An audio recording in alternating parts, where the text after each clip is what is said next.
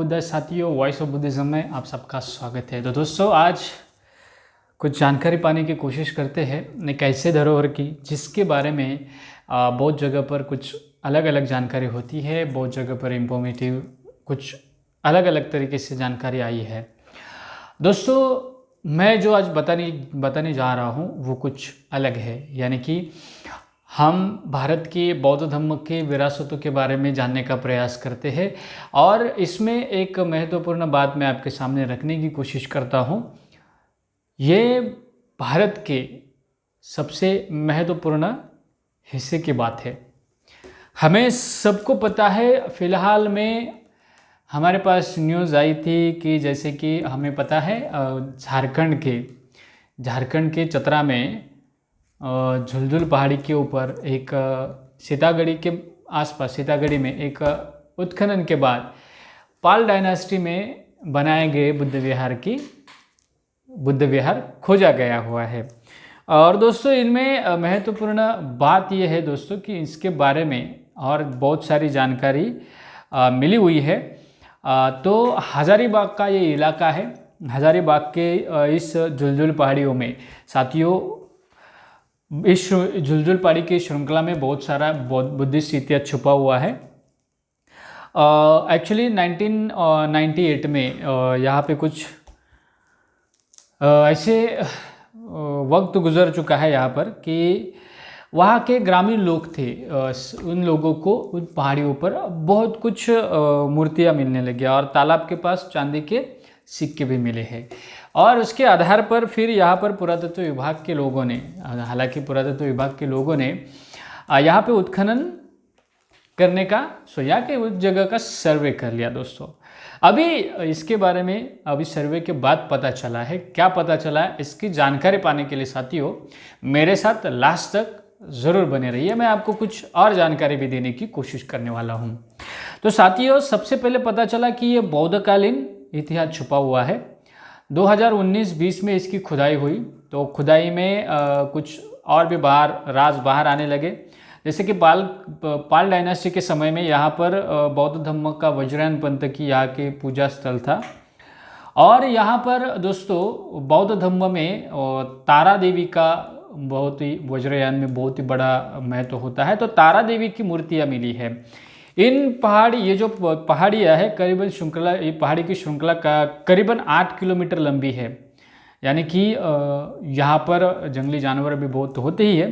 तो दोस्तों, ये और महत्वपूर्ण बात है कि बहरनरपुर गांव से सटी पहाड़ी की तलहटी में पुरातत्व विभाग ने कुछ दिनों खुदाई की थी। इससे महत्वपूर्ण वस्तुएं भी मिली थी। 27 जनवरी 2020 को ये काम बंद हो चुका था। साथियों ध्यान से सुनो, 27 जनवरी 2020 को ये काम बंद हुआ था। ये काम बंद होने के बाद इसी वर्ष कुछ दिन फिर खुदाई हुई और अन्य क्षेत्रों में, जैसे कि अन्य भागों में इसका पता लगा कि यहाँ पर कुछ और भी स्थल पाए गए। तो एक कुआं था, जो कुआं बहुत ही नष्ट होने की कगार पर था।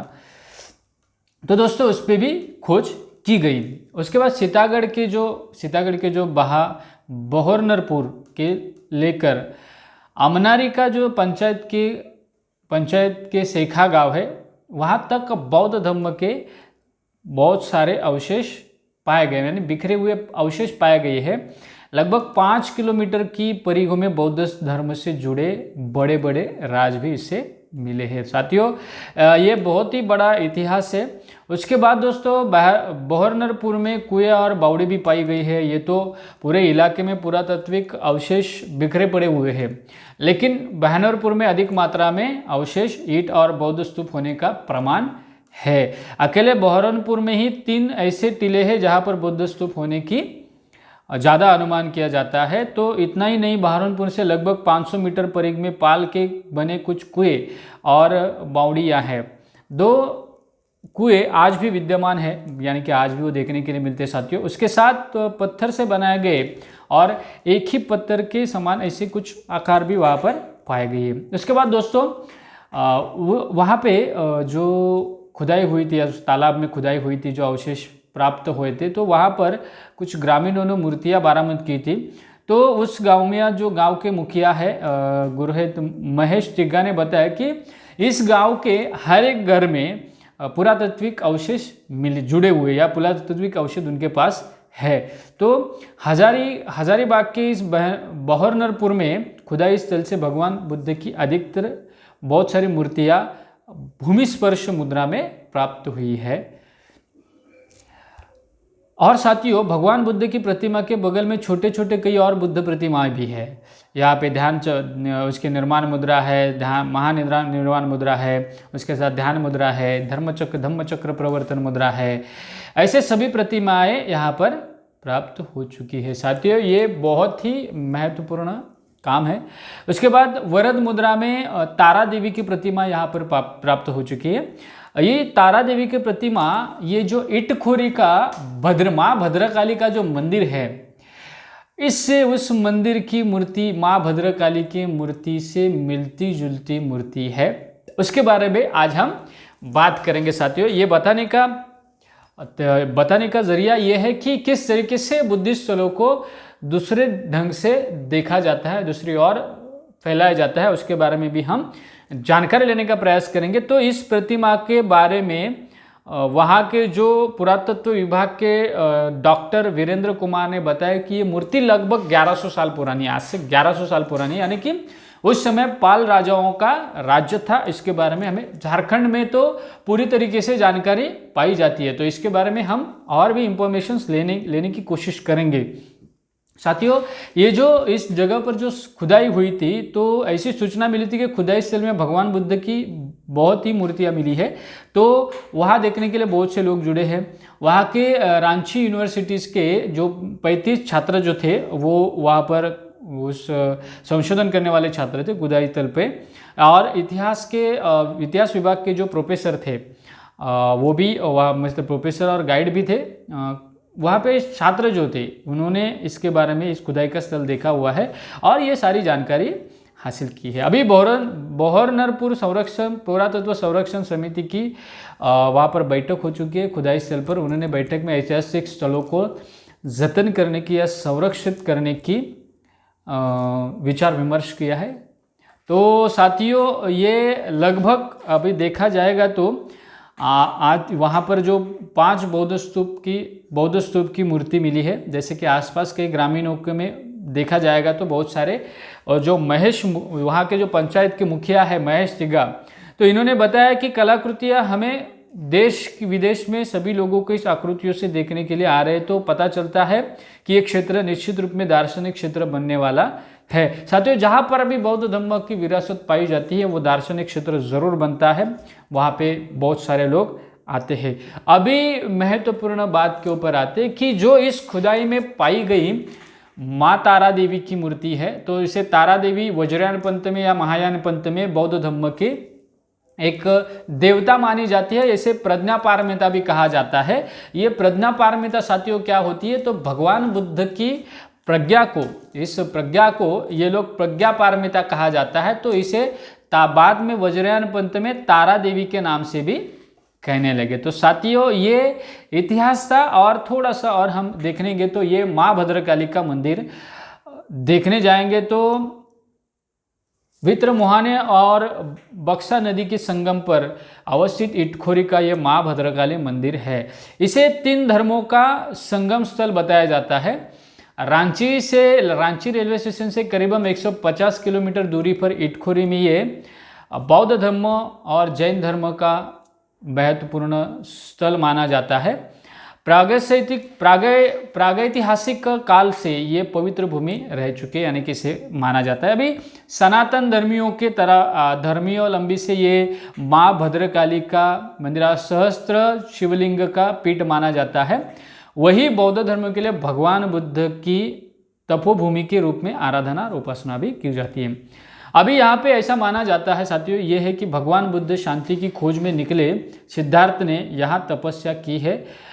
उस वक्त उनकी माँ उनके पास ले जाने आई थी, लेकिन सिद्धार्थ ध्यान नहीं टूटा। जो मुख से इतखोई हुई, जैन धर्मियों के मुख से इतखोई शब्द निकला, तो उसके बाद वो इटखोरी में तब्दील हो गया। और दूसरी बात, जैन धर्मावलंबी ये कहते हैं कि जैन धर्म के 10वें तीर्थकर भगवान शीतलनाथ स्वामी का जन्मभूमि की मान्यता दी है, यानी कि प्राचीन समय से ये बहुत ही बड़ा मंदिर माना जाता है। और यहाँ पे अभी माँ भद्रकाली का मंदिर है, लेकिन वहाँ पे जो पूरा आर्कियोलॉजिकल एविडेंस प्राप्त हुए हैं उसके बारे में भी जानकारी। तो उसमें क्या हुआ था, भारतीय पुरातत्व सर्वेक्षण विभाग द्वारा 2011 और 2012 में तथा 2013 और 2012 और 2013 में वहाँ पुरातत्विक खुदाई के दौरान 9वीं और 10वीं शताब्दी के विहारों के निर्माण की पुष्टि हो चुकी है।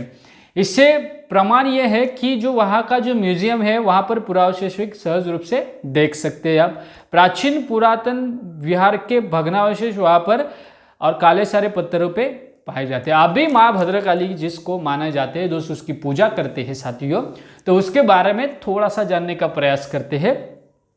ये जो माँ भद्रकाली की प्रतिमा है वो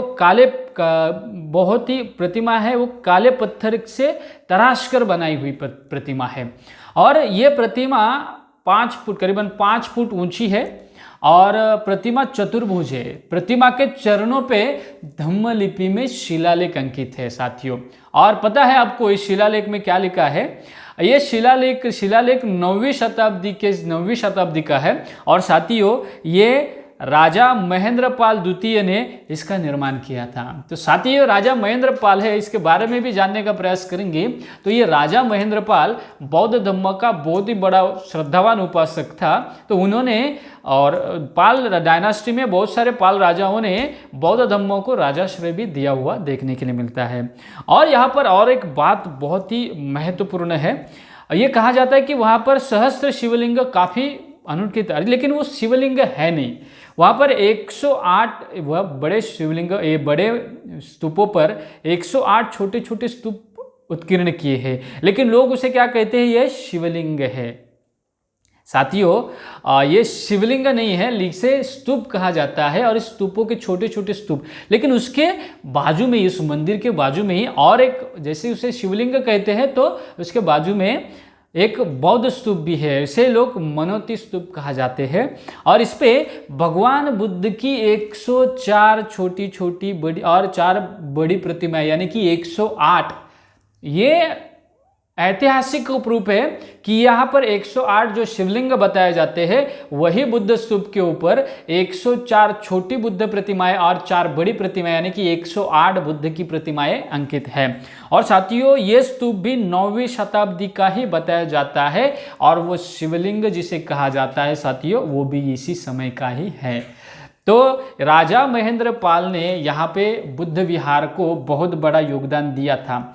और ये जो बुद्ध स्तूप है, इसकी और महत्वपूर्ण बात यह है साथियों कि स्तूप में ऊपरी हिस्सों में, स्तूपों के ऊपरी हिस्सों में पानी होता है, यानी कि बहुत ही संरचना इस तरीके से बनाई जाती है, अगर उसका ऊपर का ढक्कन कोई उठाए तो पानी नीचे चला जाता है। इस तरीके का वो बहुत ही बड़ा महत्वपूर्ण हिस्सा है। आप कभी वहाँ पर जाएंगे तो वह जा सकते हैं। यानी कि मंदिर के परिसर में लगभग 2011 में, जैसे मैंने बताया कि उत्खनन करने के बाद एक स्तूप की पहचान हो गई।